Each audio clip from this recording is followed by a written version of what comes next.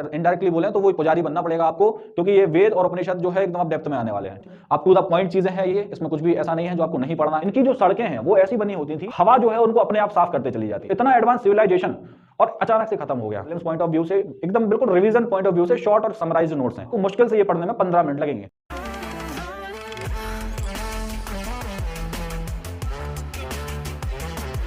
तो जैसा अपन ने डिसाइड किया था एमपीपीएससी प्रीलिम्स का जो चेंज हुआ है सिलेबस, उसके सारे टॉपिक्स अपन को कवर करने हैं, ठीक है। तो यहाँ हम स्टार्ट करने वाले हैं उस चीज को। सबसे पहले तो ये देखना पड़ेगा कि टॉपिक्स चेंज क्या क्या हुए हैं, ठीक है। तो यहाँ पर हम यूनिट 1 से स्टार्ट करने वाले हैं, क्योंकि यूनिट 1 में काफी सारे चेंजेस हुए हैं, है ना। अब इनको थोड़ा डिफाइन किया गया है, तो देखना कि यूनिट 1 में चेंजेस कौन कौन से हुए। यहाँ पर नीचे आप देखोगे मॉडर्न इंडिया सेम है, मेडिवल उसमें भी लगभग सेम है, ठीक है। तो उसमें तो आप जो सोर्स रखे थे अपने उसी से पढ़ते चलना, मेडिवल इंडिया और मॉडर्न के जिन्होंने मेरे नोट्स बनाए हैं वो उससे ही पढ़ें, और जो अपने सोर्सेस से पढ़ रहे हो वो उसी को कंटिन्यू रखें, ठीक है। यहाँ चेंज कहाँ आया है, देखो अभी चेंज की अगर अपन बात करें तो एंशिएंट इंडिया नॉलेज लिखा हुआ है, इसमें क्या आएगा, तो एंशिएंट इंडिया नॉलेज में जितना भी आपका प्राचीन भारत का या एंशिएंट इंडिया का, जैसे कि अब देखो नियोलिथिक पेलियोलिथिक वगैरह से क्वेश्चंस ना तो अभी तक आए हैं और मुश्किल है आगे भी आए, तो वो तो कवर करेंगे नहीं, ठीक है।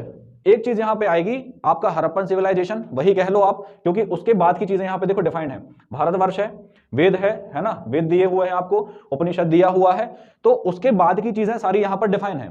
बट जो एंशिएंट इंडिया है इसमें आपको हड़प्पा नहीं दे रखा है, तो एंशिएंट इंडिया लिख दिया है यहाँ पे, इसका मतलब क्या है कि ये हड़प्पा ही है, ठीक है। तो यहाँ पर अपन हड़प्पन सिविलाइजेशन उसकी जो फीचर्स हैं उसको पढ़ेंगे, ठीक है। फिर ट्रेडिशंस, अब ट्रेडिशन में क्या आएगा, तो जो पुरानी प्रथाएं जो चली आ रही हैं, ठीक है, जो भारत की प्रथाएं कह लो आप, या जो कल्चरल जो सांस्कृतिक प्रथाएं हमारी चली आ रही हैं, वो सारी आपकी किस में आ जाएंगी, ट्रेडिशन में आ जाएंगी, ठीक है। परंपरा देखो ये लिखा हुआ है, तो परंपरा ये वहां से आएगा। फिर भारतवर्ष, अब इसमें क्या आएगा कि भारतवर्ष ने लिख तो दिया है, भारतवर्ष का मतलब है कि प्राचीन भारत में पूरा जो भारत था वो किस तरीके से रहता था, किस तरीके के उनका रहन सहन, जो लिविंग स्टैंडर्ड्स थे वो कैसे थे, समाज कैसा था, उनका जो है कल्चर सोसाइटी कैसी थी, इकोनॉमी कैसी थी, और कैसे उनका जो एडमिनिस्ट्रेशन या प्रशासन होता था, तो वो सारी चीजें आएंगी भारतवर्ष में, ठीक है। तो इसको अपन कवर करेंगे। फिर उपनिषद, अब देखो वेद और उपनिषद आपको क्या कर दिया है, अलग से हेडिंग दे दी है। इसका मतलब क्या हुआ कि अब क्वेश्चन आएगा डेप्थ में, ठीक है। वेद और उपनिषद का अब जो क्वेश्चन आएगा ना वो डेप्थ में आएगा। अभी तक कैसे आता था, अभी तक वो पूछ लेता था कि सत्यमेव जयते जो है वो किस उपनिषद से लिया गया है, ठीक है, या आपका गायत्री मंत्र जो है वो कहां पर दिया हुआ है, ऐसे पूछ लेता था।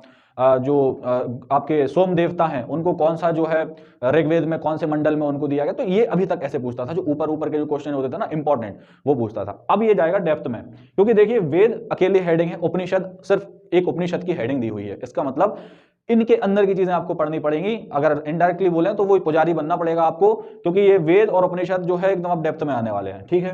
तो यहाँ देखिए उपनिषद, इसको अपन पढ़ेंगे पूरा, वेद पढ़ेंगे। फिर आपका आर्यक, अब आर्यक ये हेडिंग जितनी भी दी है ना इन सबको डेप्थ में पढ़ना पड़ेगा। वैसे तो अभी तक अपन क्या करते थे, जस्ट एक किताब पढ़ते थे कि आर्यक जंगल में लिखी गई, इनको फॉरेस्ट बुक भी कहते हैं, ये सारी चीजें। अब अपन को क्या करना पड़ेगा, इसको डेप्थ में कवर करना पड़ेगा, ठीक है। फिर देखो ब्राह्मण, अब जो वेदों से संबंधित ब्राह्मण हैं, तो ब्राह्मण अभी तक अपन पढ़ते थे कि ये वेदों को सरल बनाने के लिए इनका उपयोग करा जाता था, ठीक है। लेकिन अब ब्राह्मण को भी डेप्थ में पढ़ना पड़ेगा कि ऋग्वेद का ब्राह्मण कौन सा है, यजुर्वेद का ब्राह्मण कौन सा है, सामवेद का ब्राह्मण कौन सा है, ठीक है। तो ये सारी चीजें आपको डेप्थ में पढ़नी पड़ेंगी यहाँ पर, ठीक है। फिर देखो षड दर्शन, अब षड दर्शन, स्मृतियां, फिर आपका सभा समिति, गणतंत्र यानी कि रिपब्लिक, है ना, अर्शनाश्रम, फिर पुरुषार्थ, ठीक है। फिर आपका संस्कार, अब ये जो 16 संस्कार हैं पूरे डेप्थ में पढ़ने पड़ेंगे, कहां से इनकी शुरुआत हुई संस्कार की, ठीक है, वो सारी चीजें। फिर पंचमहायज्ञ, इनको देखना पड़ेगा इसमें कौन कौन से यज्ञ आते थे। तो ये तो एक्चुअल में मेंस का कंसेप्ट है, पहले मेंस में ये ऐड था ऑलरेडी, तो जिनने मेंस की तैयारी करी उनसे बनता होगा, बट अब इसको प्रीलिम्स में ऐड कर दिया। फिर प्रिंसिपल ऑफ कर्मा, है ना, तो कर्मा पे कैसे कैसे किस किसने ध्यान दिया। बोधिसत्वा क्या होता है, ठीक है, तो बोधिसत्वा पढ़ना पड़ेगा, तीर्थंकर पढ़ने पड़ेंगे। अब डिफाइन कर दिया यहाँ पे कि बुद्धिज्म पढ़ रहे हो ना तो बोधिसत्वा पे ज्यादा ध्यान देना है, ठीक है। जैनिज्म पढ़ रहे हो तो तीर्थंकर पे आपको ज्यादा ध्यान देना है। तो ये इसको थोड़ा सा डिफाइन कर दिया है ना। बताना बोधिसत्वा क्या होता है, ठीक है, कमेंट में बताना कि बोधिसत्वा होता क्या है। तो देखो अब हमें यही चीजें डेप्थ में कवर करनी है, तो इसके आप यहां से नोट्स बना सकते हो। बाकी आपको जो कल वीडियो में आपको टेलीग्राम की लिंक दी थी ना, तो वहां से आपको इसके नोट्स मिल जाएंगे, हिंदी में भी मिल जाएंगे, इंग्लिश में भी मिल जाएंगे, ठीक है। तो अगर नोट्स बना लो ज्यादा बेटर रहेगा, क्योंकि एक क्लास में आपका यहाँ पे पढ़ाई हो जाएगी, और दूसरा क्या होगा कि आप घर पे जब नोट्स बनाओगे ना तो आपको रिविजन के लिए बहुत ईजी रहेगा, ठीक है। चलो तो अपन को यही सब पढ़ना है। तो आज हम शुरुआत करने वाले हैं कहां से, एंशिएंट इंडियन नॉलेज से। मतलब आज हम हड़प्पा को एक थोड़ा सा ओवरव्यू लेंगे, उसका बहुत ज्यादा डेप्थ में नहीं जाना। जो चीज इंपॉर्टेंट है प्रीलिम्स पॉइंट ऑफ व्यू से, अगेन ये सिर्फ प्रीलिम्स पॉइंट ऑफ व्यू से इंपॉर्टेंट है आपके लिए, वो ही हम देखेंगे कि क्या क्या इसमें चीजें थी, क्या क्या इंपॉर्टेंट था। ठीक है, चलो देखते हैं यहां पे। तो देखो सबसे पहले हड़प्पन सिविलाइजेशन की शुरुआत कहां से होती है, आपकी 2500 से 1700, है ना। ये अपन थोड़ा सा एक जो कहते हैं पीक एज थी हड़प्पन सिविलाइजेशन की, हड़प्पन सभ्यता का एक एकदम चरम पे थी यहाँ पे। शुरुआत तो हो गई थी 3200 से, ठीक है, 3200 ईसा पूर्व या बीसी से लेकर ये आपका 1700 बीसी तक ये चला था। ठीक है, तो हड़प्पन सिविलाइजेशन, अब इसका थोड़ा सा ओवरव्यू समझो कि ये क्या है, एक ब्रॉन्ज एज सिविलाइजेशन भी कहते हैं इसको। ठीक है, इसके बहुत सारे नाम हैं, इसको सिंधु घाटी सभ्यता भी कह देते हैं। ठीक है, इसके ना बहुत सारे नाम है ना। इसको सिंधु घाटी सभ्यता, सरस्वती सिंधु घाटी सभ्यता भी कहा जाता है। हड़प्पा तो कहते ही हैं अपन, हड़प्पा क्यों कहते हैं, क्योंकि सबसे पहले हड़प्पा की ही यहाँ पर खोज हुई थी, तो उसको हड़प्पा भी कह देते हैं। तो ऐसे करके बहुत सारे नाम है। ठीक है, तो देखिए नामकरण ज्यादा डेप्थ में आपको नहीं जाना है, बस यही याद रखना कि इसको सिंधु घाटी सभ्यता कहते थे। सबसे ऊपर की जो इसकी साइड थी, अब ये एरिया अपन देख रहे हैं, तो सबसे नदन मोस्ट साइड थी वो कौन थी, मांडा, जो कि आपकी आती है जम्मू कश्मीर में। ठीक है, सबसे ईस्टर्न जो साइड थी वो थी आलमगीरपुर, जो आती है आपकी यूपी उत्तर प्रदेश में। सबसे सदर्न साइड जो थी वो थी दैमाबाद, जो आती है आपकी महाराष्ट्र में। और सबसे वेस्टर्न या पश्चिमी जो साइड थी वो थी आपकी सुतका गेंडोर, जो आती है पाकिस्तान में। ठीक है, इस चीज को याद रखना प्रीलिम्स पॉइंट ऑफ व्यू से। ठीक है, महत्वपूर्ण विशेषताएं, तो ग्रिड पैटर्न पर जो है इनकी व्यवस्था, जो नियोजन या जो आपका सिटी होती थी, है ना, उसका जो डिवीजन था वो कैसा था, ग्रिड पैटर्न में बना हुआ था। ग्रिड पैटर्न क्या होता है, देखिए जैसे सड़कें जाती हैं ना, तो मान लो ये आपकी सड़कें जा रही हैं और यहां पर इनके घर बने होते थे, इसको बोलते हैं ग्रिड पैटर्न। ठीक है, तो ये ग्रिड पैटर्न फॉलो करता था और सारे घर जो थे एकदम व्यवस्थित थे, सड़कें जो थी एकदम व्यवस्थित बनी हुई थी। ठीक है, तो यहाँ पे northern most side Manda Jammu Kashmir, southern most Daimabad, eastern most Alamgirpur और वेस्टर्न मोस्ट सुतका गेंडोर, जो कहां पर था, पाकिस्तान में। ठीक है, याद रखना इस चीज को। ये आपको फेजेस दिए हुए हैं कि कब से कब तक चला, तो अपन ने देख लिया है। फिर यहां पर जो आपसे प्रीलिम्स में पूछा जाएगा, है ना, वो क्या पूछा जाएगा कि कहां से क्या मिला है, कौन सी साइड से आपको क्या मिला। जैसे बंदरगाह, अभी लास्ट टाइम तो यूपीएससी में भी क्वेश्चन आया था कि एक बंदरगाह का नाम दिया हुआ था आपको कि ये कहां पर था, तो वो यहीं से क्वेश्चन आपको देखने मिला था। ठीक है, फिर लार्जेस्ट जो साइट थी, सबसे बड़ी साइट, देखो इंडस सिविलाइजेशन की सबसे बड़ी साइट है कौन सी, मोहनजोदाड़ो। ठीक है, फिर oldest script in Indian subcontinent कौन सी है, तो हड़प्पन स्क्रिप्ट है ना। अब ये बात अलग है कि इसको अपन पढ़ नहीं पाए अभी तक, उसको डेसिफर नहीं कर पाए, लेकिन लिपि जो है सबसे पुरानी इन्हीं की है। ठीक है, चलो कौन सी स्क्रिप्ट थी यहाँ पे, बोस्ट्रोफीडन। ठीक है, उसका नाम था बोस्ट्रोफीडन। कैसी लिखी जाती थी, तो पहले राइट से लेफ्ट, फिर लेफ्ट टू राइट, फिर राइट से लेफ्ट। ठीक है, तो ऐसे अल्टरनेट लिखी जाती थी। चलो फिर ओल्डेस्ट जो डेसिफर्ड स्क्रिप्ट है, अब देखो इसमें कंफ्यूज मत होना, ओल्डेस्ट स्क्रिप्ट जो है वो कौन सी है, हड़प्पन स्क्रिप्ट है। और ओल्डेस्ट डेसिफर्ड यानी जिसको अभी तक अपन पढ़ पाए हैं वो कौन सी है, वो है आपकी ब्राह्मी। याद रखना इस चीज को, ओल्डेस्ट डेसिफर्ड जो अपन पढ़ पाए हैं वो है ब्राह्मी लिपि, है ना, स्क्रिप्ट। और ओल्डेस्ट अगर पूछे तो कौन सी है, फिर वो हड़प्पन हो जाएगी। ठीक है, लेकिन इसको अपन पढ़ नहीं पाए। ठीक है, याद रखना इसको। फिर समन्स कौन होते थे, तो shaman are the man and women who claim magical and healing powers, जिनके पास कुछ शक्तियां होती थी वो कहलाते थे शमन्स। ठीक है, याद रखना है इसको, प्रीलिम्स में ऐसे क्वेश्चंस, है ना, बहुत ज्यादा प्रोबेबिलिटी होती है आने की। ठीक है, फिर इसमें अपन देखेंगे फादर ऑफ इंडियन आर्कियोलॉजी किसको कहा जाता है, तो अलेक्जेंडर कनिंघम को कहा जाता है। इन्होंने ही सबसे पहले जो है आर्कियोलॉजी वगैरह स्टार्ट की थी, है ना। एएसआई के पहले हेड भी यही थे आपके, आर्कियोलॉजिकल सर्वे ऑफ इंडिया, तो इन्हीं को कहा जाता है फादर ऑफ आर्कियोलॉजी। ठीक है, फिर देखो इंडस वैली सिविलाइजेशन में हम देखेंगे कि यहाँ पर जो लोकेशन है साइट की, रिवर भी दी हुई है आपको कि कौन सी रिवर पे कौन सी थी, तो Harappa first archaeological site to be discovered, तो पहली सबसे पहले जो डिस्कवर हुई है वो कौन सी है, वो है आपकी हड़प्पा। कौन सी नदी थी, देखो रावी नदी थी, पाकिस्तान में ये लोकेटेड थी। ठीक है, खोज किसने की, तो दयाराम साहनी। अब क्या ये खोजें सबकी याद करनी है कि किसने किसकी खोज की, नहीं, सबकी याद आप रख भी नहीं पाओगे और करनी भी नहीं है। जो इंपॉर्टेंट है 4-5 साइट्स हैं जिनके नाम याद आपको करने ही पड़ेंगे, जैसे कि एक हो गया हड़प्पा। ठीक है, तो रावी नदी के किनारे पाकिस्तान में था और दयाराम साहनी ने 1921 में इसकी क्या करी थी, डिस्कवरी या फिर खोज की थी। ठीक है, चलो दूसरी है मोहनजोदारो। मोहनजोदारो आपको कहां मिलेगी, पाकिस्तान के सिंध में है। ये नदी कौन सी है, तो इंडस नदी के किनारे, और खोज किसने की है, तो आरडी बनर्जी ने आपकी इसकी खोज की है। ठीक है, तो ये हो गया। तो इतनी चीजें यहां से याद कर लेना, सारा इंपॉर्टेंट है आपका, बिल्कुल एकदम अप टू द पॉइंट चीजें हैं ये, इसमें कुछ भी ऐसा नहीं है जो आपको नहीं पढ़ना है ना। तो इसके नोट्स अच्छे तरीके से बनाना। ठीक है, चलो फिर हम आगे देखते हैं। चुन्हू कहां पर है, ये सिंधु नदी के किनारे, खोज किसने की है, एनजी मजूमदार। ठीक है, फिर है लोथल जो कि गुजरात में है, इसकी आपको नदी और ये खोज याद नहीं रखनी है। सुरकोटेडा जो कि कहां पर है, आपका गुजरात में है। कालीबंगन कहां है, तो ये भी ये आपका राजस्थान में मिल जाएगा देखने को। ठीक है, तो साइट्स के नाम याद रखने हैं। ठीक है। 2-3 साइट्स जो बताई आपको, जैसे कि मोहनजोदड़ो है, आपका हड़प्पा है, इनके जो जिन्होंने डिस्कवर किया वो भी याद रखना है और रिवर भी याद रखनी है, ठीक है। फिर है कि इनकी जो विशेषताएं हैं वो कैसी कैसी थी, कि राजनीति कैसी है ना, इनकी जो इकोनॉमिक व्यवस्था है वो कैसी है, पॉलिटिकल कैसी है, ठीक है, सोसाइटी कैसी थी इनके टाइम में, तो ये सारी चीजें हैं यहाँ पर। तो देखो पॉलिटी में तो ऐसा है कि वहां पर कोई भी एक बड़ा सा महल हमें देखने नहीं मिला है, तो कुछ हिस्टोरियंस मानते हैं कि वहां कोई राजा वगैरह रूल करते थे, अगर ऐसा कुछ होता तो वहां हमें कुछ महल वगैरह देखने मिल जाते, ठीक है। फिर किन्हीं का मानना था, कुछ लोगों का, कि वहां पर जो है आपके साधु या प्रीस्ट जो है, जो एलाइट क्लास है, वो वहां पर राज करते थे। अगर ऐसा होता कि प्रीस्ट होते तो वहां पर हमें मंदिर वगैरह भी देखने मिल जाते, ठीक है। तो इनमें से कोई भी थ्योरी अच्छे से प्रूव नहीं हो पाई है। कंक्लूजन क्या निकलता है? कंक्लूजन ये निकलता है, ये भी एक थ्योरी है, ऐसा नहीं है कि ये इसका कोई प्रूफ है। कंक्लूजन ये है कि सभी लोग मिलकर जो है वहां पर कंसेंसुअल बेसिस पर एक डिसीजन लेते थे और उसी डिसीजन को हर जगह पर अप्लाई किया जाता था। सारे जो सोसाइटी के जितने भी लोग थे वो मिलकर बैठते थे वहां पर, है ना, सिटिंग्स होती थी और फिर वहीं सर एक डिसीजन लिया जाता होगा और फिर उसी से पूरा जो है एडमिनिस्ट्रेशन उनका चलता था, ये ऐसा माना जाता है, ठीक है। चलो फिर देखो पॉलिटी का देखें अगर, तो पॉलिटी का देखें अगर, तो सेंट्रल अथॉरिटी में है contributed to uniform culture, no clear idea, कोई क्लियर आइडिया हमें नहीं है। प्रीस्ट डिड नॉट रूल, है ना, क्योंकि प्रीस्ट अगर वहां रूल कर रहे होते तो बता दिया आपको कि वहां कुछ मंदिर वगैरह मिल जाते, ठीक है। फिर it was possibly ruled by merchants, एक ये थ्योरी जो है वो पॉसिबल हो सकती है कि वो मर्चेंट्स या कोई बड़े व्यापारियों के द्वारा वहां पर रूल किया जाता हो, ठीक है, मे भी हो सकता है, बट ये भी कंफर्म नहीं है, ठीक है। फिर रिलीजियस की बात करें वहां पर कि धार्मिक जो विशेषताएं हैं वो क्या क्या थी, तो देखना पशुपति महादेव को वहां पर पूजा जाता था, पशुपति महादेव की पूजा होती थी, ठीक है। ये कौन है, तो एक मूर्ति मिली है वहां से, सिटिंग पोस्चर में, योगी के पोस्चर में ये बैठे हुए हैं, है ना। इनके सराउंडिंग जानवर हैं जैसे कि एलिफेंट, टाइगर, राइनोसॉर्स, बफेलो और 2 डियर। अब 2 डियर इनके पैरों में, फीट पर बैठे हुए हैं, तो ये आपको अच्छे तरीके से पढ़ना है। प्रीलिम्स में हो सकता है पूछ ले कि इनमें से कौन सा जानवर जो है वो पशुपति महादेव को सराउंड करके नहीं बैठा हुआ है, ठीक है।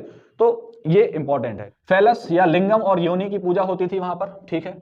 चीफ फीमेल डाइटी एक कौन थी, आपकी मदर गॉडेस वहां पर थी, ठीक है। इनको इनकी पूजा की जाती थी वहां पे। तो इससे एक चीज और पता चलती है, जब मदर गॉडेस की वहां पूजा होती है तो इससे एक चीज पता चलती है कि हड़प्पन सिविलाइजेशन में जो विमेन की कंडीशन थी, महिलाओं की जो स्थिति थी वो अच्छी थी, है ना।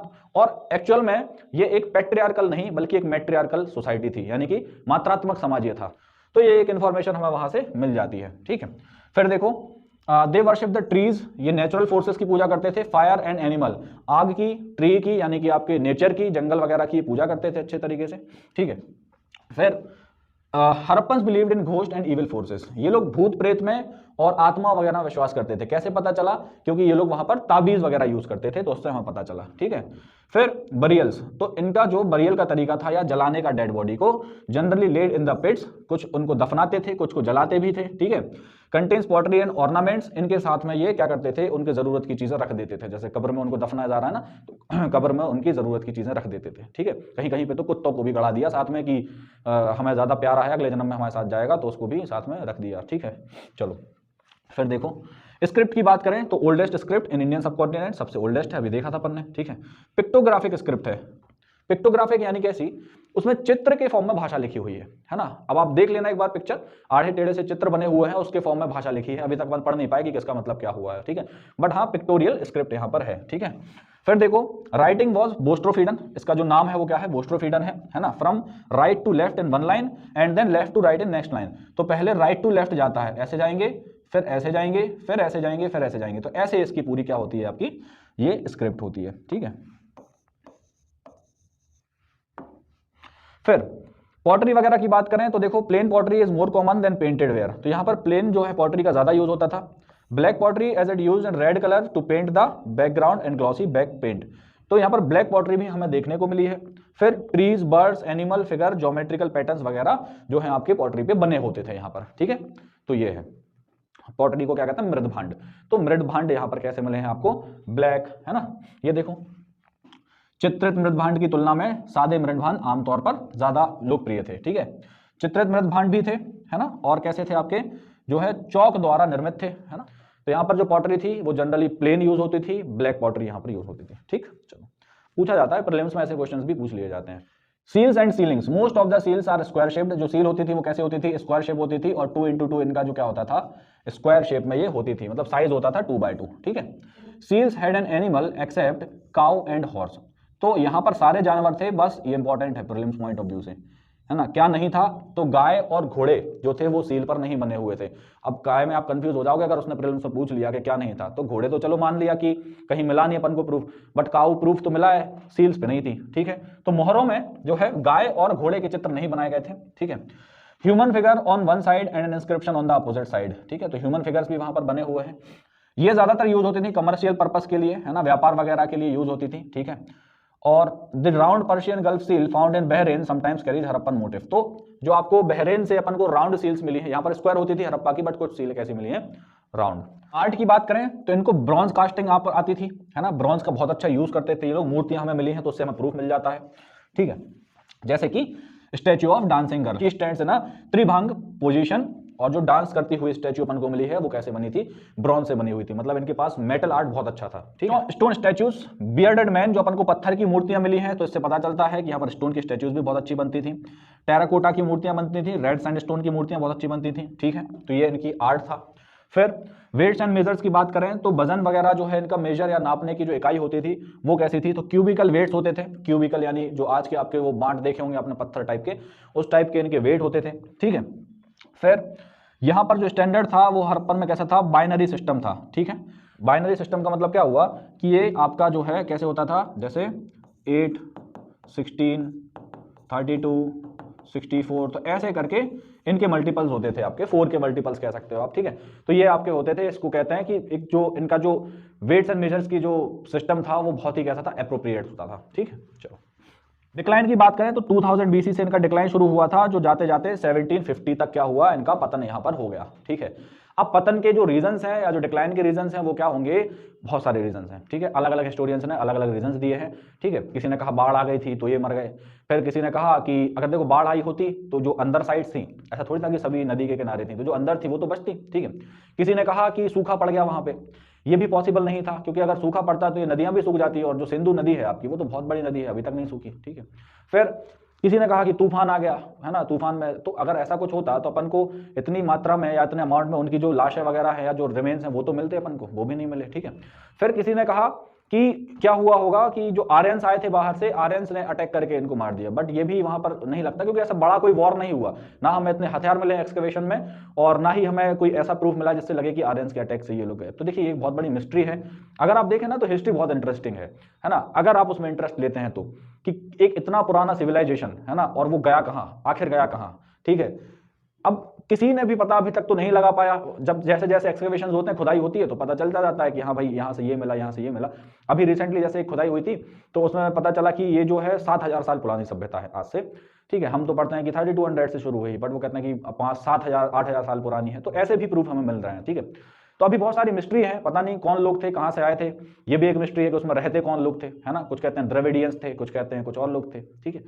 तो ऐसी एक मिस्ट्री वाली एक जो हड़प्पन सभ्यता थी, आपकी सिविलाइजेशन था, ठीक है। अगर आप इसको डेप्थ में अच्छे से पढ़ेंगे तो प्रीलिम्स के क्वेश्चन जो है यहीं से आपके बन जाएंगे, ठीक है। बहुत ज्यादा डेप्थ में नहीं जाना है, आपको साइट्स पे ध्यान देना है कि कौन सी साइट कहां पर थी, और एक और चीज पर ध्यान देना है कि कौन सी चीज कहां से मिली है आपको, ठीक है। तो वो है। फिर आपका है कि टाउन प्लानिंग कैसी थी, तो अपन ने देख लिया कि टाउन प्लानिंग इनकी जो है, जो घर है व्यवस्थित होते थे, विंडो जो है रोड से अपोजिट साइड में खुलती थी, ठीक है। हर घर में एक कुआं बना होता था, ड्रेन्स यानी कि नालियां थी वो ढकी हुई होती थी और मेन नाले से जाकर वहां मिलती थी। इनकी जो सड़कें हैं वो ऐसी बनी होती थी कि हवा जो है उनको अपने आप साफ करते चली जाती थी, ठीक है। तो इतना एडवांस सिविलाइजेशन और अचानक से खत्म हो गया, ठीक है। तो ये मिस्ट्री नहीं लगती है एक बहुत बड़ी कि हाँ भाई आखिर क्या हुआ होगा, ठीक है। फिर एग्रीकल्चर की बात करें तो यहाँ पर जो मेन क्रॉप्स थी वो थी वीट, बार्ले, ठीक है। खजूर वगैरह ये लोग खाते थे, सीसम, कॉटन, राई, इन सब की खेती होती थी, मतलब इनका नॉलेज इनको था, ठीक है। डोमेस्टिकेशन एनिमल की बात करें तो बुल्स यानी कि बैल थे। फिर आपके लायन वॉज नॉट नोन, ये एक इंपॉर्टेंट फैक्ट है कि यहाँ पर ये लोग किसको नहीं जानते थे, तो ये लोग शेर को नहीं जानते थे, मोस्ट इंपॉर्टेंट है ना। ऐसे क्वेश्चन पूछता है आपका जो पीएससी है कि भैया ये लोग किसको नहीं जानते थे, तो ये लोग आपके लायन को नहीं जानते थे, बाकी तो सबसे ये परिचित थे। घोड़े की बात करें तो वो आपको मिलता है ना, सुक्ता एंडगोर से अपन को मिला है, तो पता है कि हॉर्स तो था इनको नॉन, बट लायन नहीं था, ठीक है। फिर देखो ट्रेड एंड कॉमर्स की बात करें तो ये लोग व्यापार करते थे, कहां से करते थे, मेसोपोटामिया है ना, आपका इजिप्ट हो गया, वहां से ये लोग व्यापार करते थे। वहां का जो इंस्क्रिप्शन है उसमें इसको मेलुहा लिखा गया है ना। मेलुहा किसका नाम है, तो मेलुहा आपके हड़प्पन सिविलाइजेशन को ही कहा गया है, वहां पे मेलुहा कहा गया है, ठीक है। तो ये social organisation prelims point of view से इंपॉर्टेंट नहीं है, ठीक है।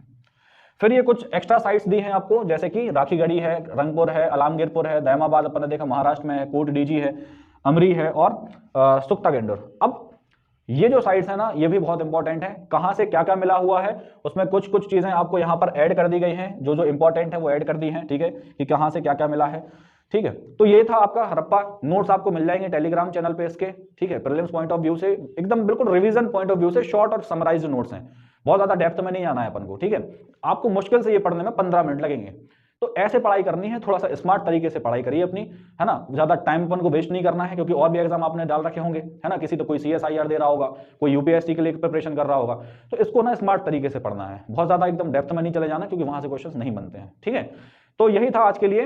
नेक्स्ट वीडियो में अपन करेंगे अगले टॉपिक, इसके जितने भी अपन ने देखे अभी वो सारे टॉपिक्स करेंगे, ठीक है। आज के वीडियो यही था कि कैसे हम लोग इसकी प्रिपरेशन करें, और थोड़ा सा एक अपन ने यहाँ पर एक डेमो देखा और एक पहला टॉपिक यहाँ पर कवर किया कि एंशिएंट इंडिया कैसा है और क्या है, ठीक। मिलेंगे अगले वीडियो में, और पॉसिबल अगर होगा तो 1-2 दिन में हम लाइव क्लासेस स्टार्ट करेंगे, ठीक है। तो लाइव में जितने लोग आ रहे हो एक बार टेलीग्राम पे बता देना, वहां से फिर अपन रात में लाइव क्लासेस यहाँ से किया करेंगे, ठीक। Thank you.